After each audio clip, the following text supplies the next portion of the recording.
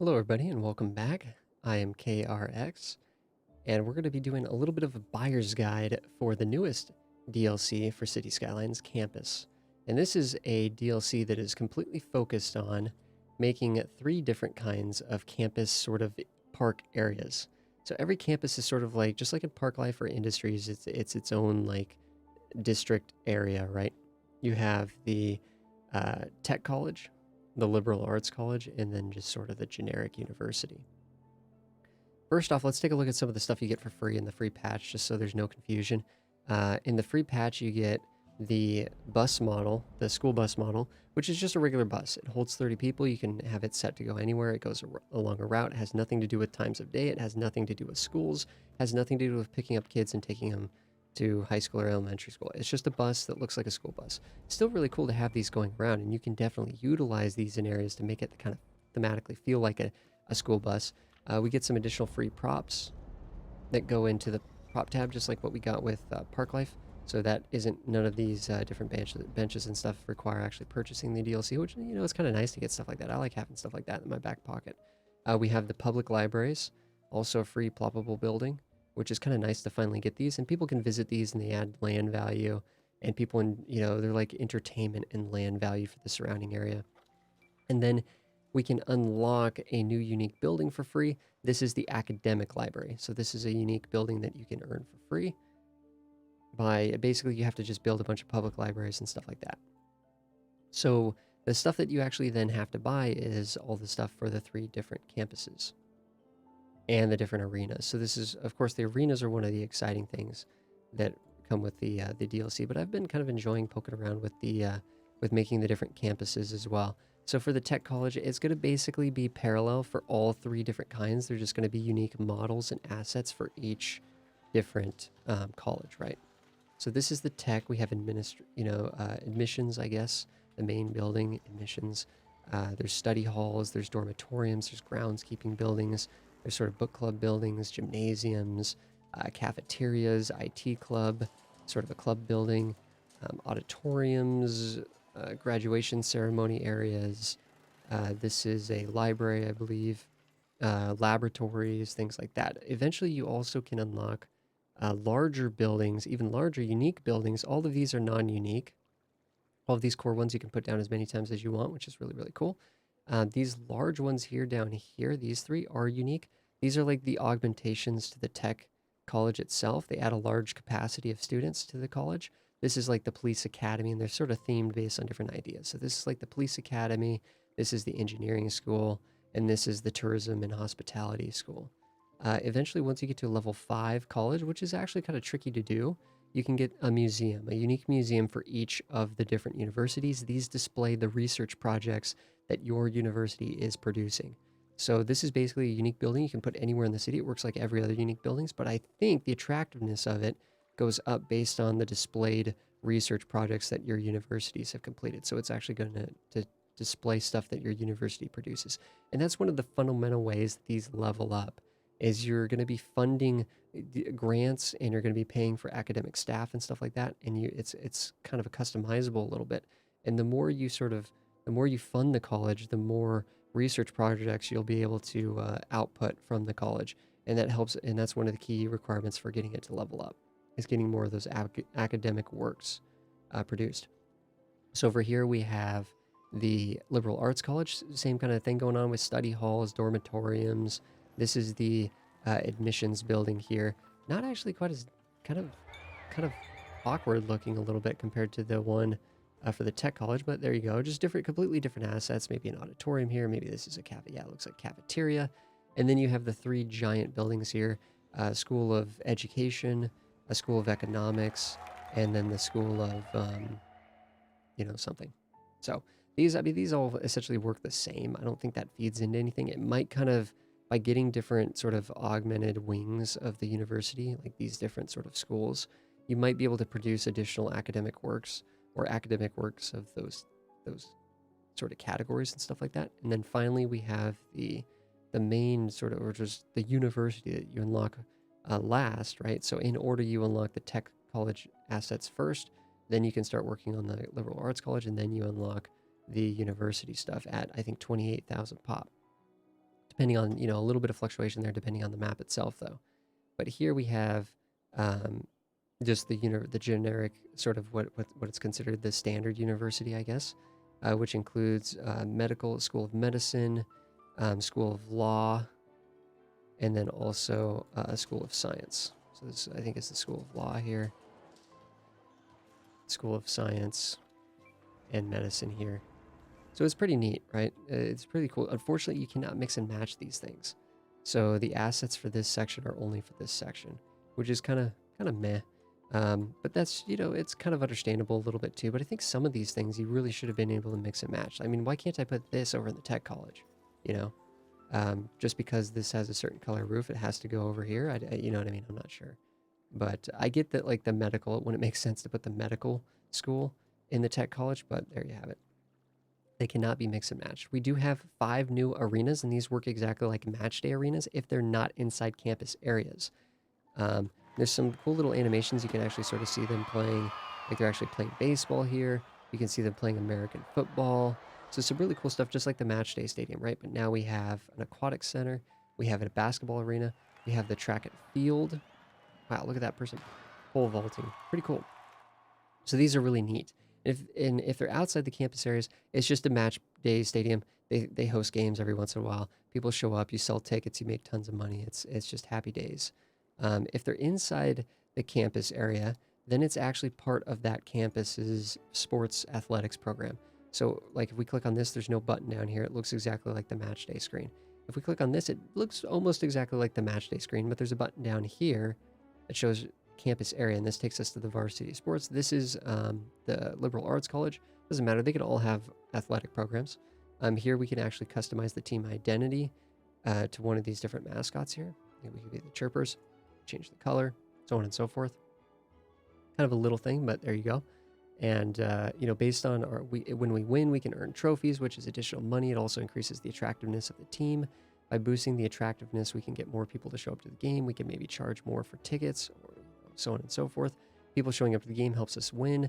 Hiring more coaching staff helps us win, but it's very expensive hiring coaching. Very expensive. We can have up to 25 additional coaching staff. It's funny because you start with no coaching staff. We can actually do cheerleading as well. A little bit cheaper, also increases the attractiveness quite a bit, up to 25, and also increases the chance that the team wins. So there's some cool stuff that we can do here.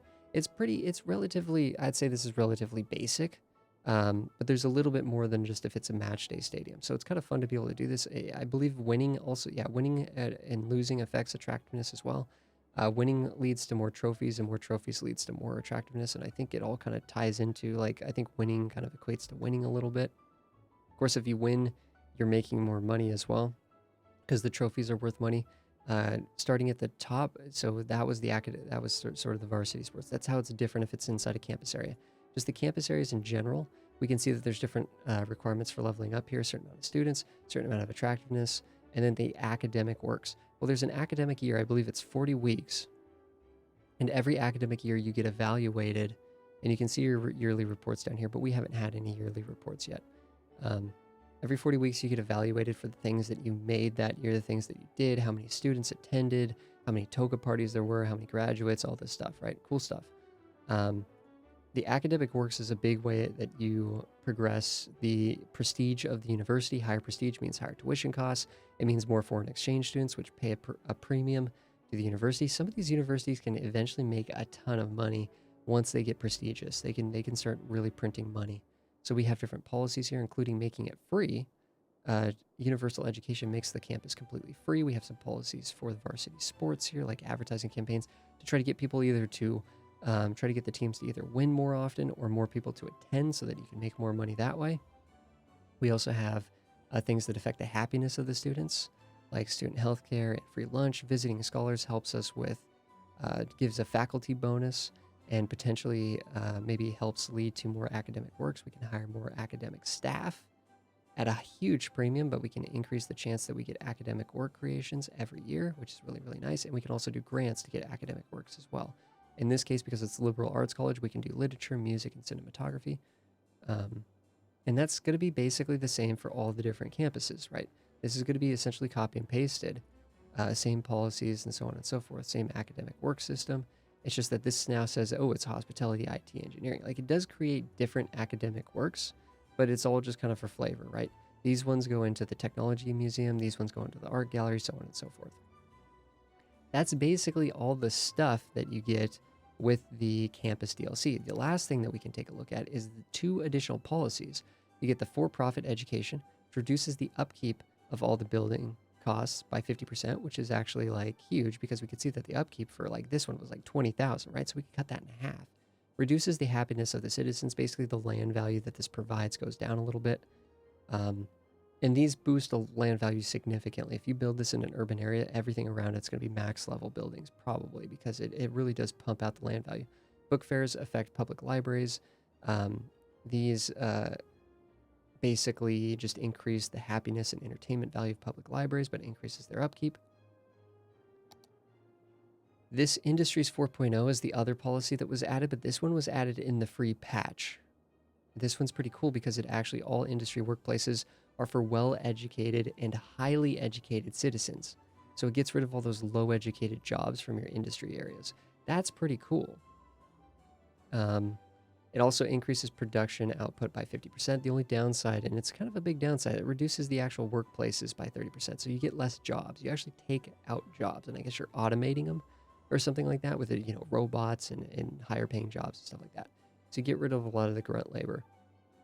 But I guess you need less industry because it produces 50% more. So this is a really kind of a cool policy to play around with. So I'm going to be interested in playing around with that. But yeah, these are the two policies. But this one's free, right? Again, Industries 4.0 is free.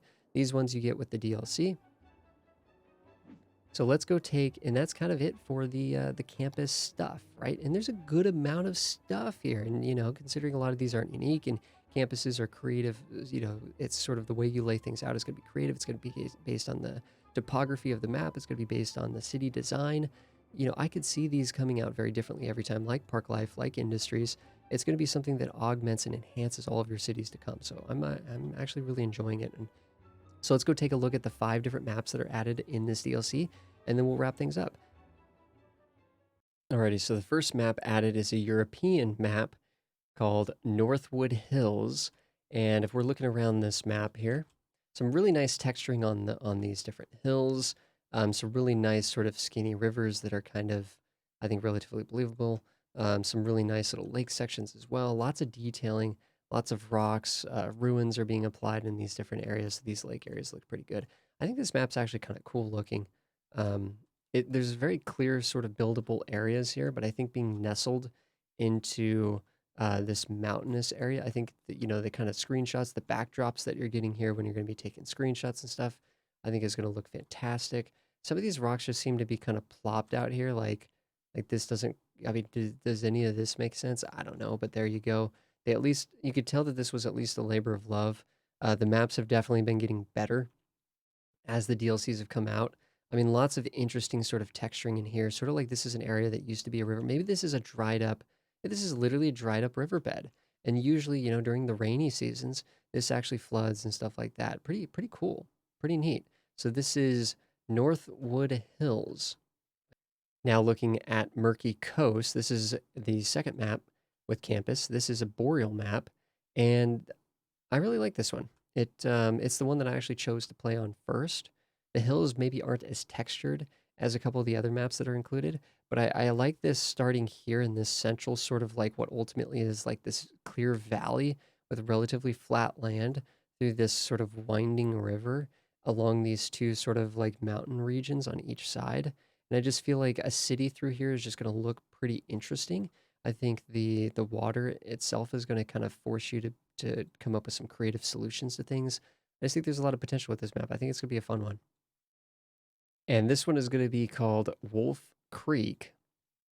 And this one is really, really neat. This one has fantastic texturing on the hills. Some really amazing, I mean, look at this. This is some cool little, like, sort of just distant sort of landscapes. I mean, this is really neat. This one's very much you're like in like a very specific valley looking area. There's kind of like this blob of area that's like buildable land, and then you're just surrounded by all these like rolling mountains and hills and stuff like that. I think this one is fantastic. I'm actually kind of like the only reason why I didn't play this one because I'm actually saving it for a future play.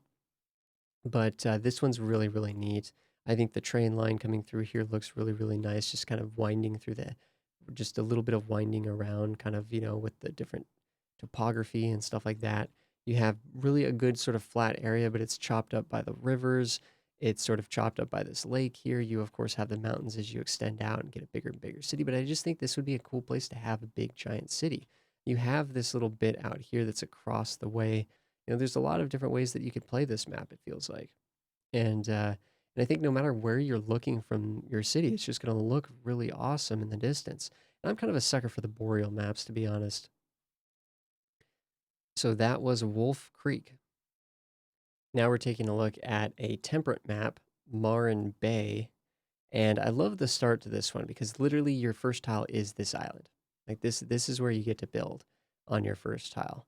So that's kind of neat. This whole area here, just the wide rivers. I think there's sort of like the ocean over here. Lots of flat terrain. I mean, this would probably be a good area if you don't want to sort of, if you'd rather work around water than hills. So this is a bit more of a flat map. Although as soon as you get up into here, you're going to be into some steep elevation, it looks like. For the most part, though, these are kind of a flat hill, which maybe is a little bit more believable than some of the cartoony, sharper hills that you got on some of the other maps. Overall, I would say this one's kind of lower detail. There's definitely some work that's been done on some of these islands to kind of make them scenic and stuff like that. Some rock work and sort of some interesting little coves and beaches and stuff. It looks like we have oil here, which is why it's kind of staining oil or ore that's kind of staining the earth in a weird way there. So I mean, there's some interesting beach areas, right? It almost looks tropical, but I swear this is a temperate map. Um, this is actually really kind of neat. This little like bunker system through here. I mean, that's kind of cool. So there's some little bits of work and stuff. I mean, most of the water lines are like really smooth, and that could actually be what someone's looking for. This is not exactly a map that I would be jumping to play personally, but it's kind of a neat one. So that's Marin Bay. Final map we're given is a tropical map, Roslyn Peninsula, and this one this one's kind of cool. I kind of typically haven't done as many tropical maps lately. I've been kind of glued to kind of that boreal Pacific Northwest style of map, tundra-esque vibes. But this one's actually really, really neat. You start right in here, and I mean, like, just tons of flat terrain. I mean, you could easily make a super awesome sort of Californian style sprawling city. I mean, you have these really interesting areas that could be like sort of tourism paradise out here on these different islands, or you could do parks out here, all kinds of things, tons of potential. I mean, even this river right here, sort of splitting and creating this sort of little bit of a sort of a river island there. Lots of interesting coastlines. Whatever this little blob out here is, some detailing as well with the ruins and the rocks. Some really nice texture on this hill. Like it's cool that this one's instead of it being surrounded by mountains, it's cool that it just sort of is split by a mountain because you can come over here. I mean, this could be like a giant industrial area. This could be like just outside the city where most of the industry is. And this could be like the bulk of the residential, and then the commercial could be out here closer to the water. So that's Roslyn Peninsula. Really cool, high detailed, high effort map. So that is the buyer's guide for City Skylines campus. We've taken a look at all the stuff that you get. We've taken a look at the maps that you get, the policies that you get. We've kind of talked a little bit of commentary on how those things kind of actually work in terms of gameplay, although I'm still learning a little bit of that myself. Hopefully this will be a good tool for you when researching whether or not this is going to be worth it for you. It all comes down to personal preference at the end of the day. All the different City Skylines DLCs are really just cosmetic and flavor. So just figuring out which bits of flavor you would prefer to have in your own city's building. If you have any questions, leave them down below. There are additional buyer's guides for all the other DLCs on the channel as well. Playlist down below. We also play City Skylines 3 times a week on the Twitch channel, so that's a great place to stop by and ask questions if you have any. Love talking about City Skylines and answering questions of all different kinds for new players and old players, and just having discussions about the game. So thank you so much, everybody, for watching. I will see you guys in the next one.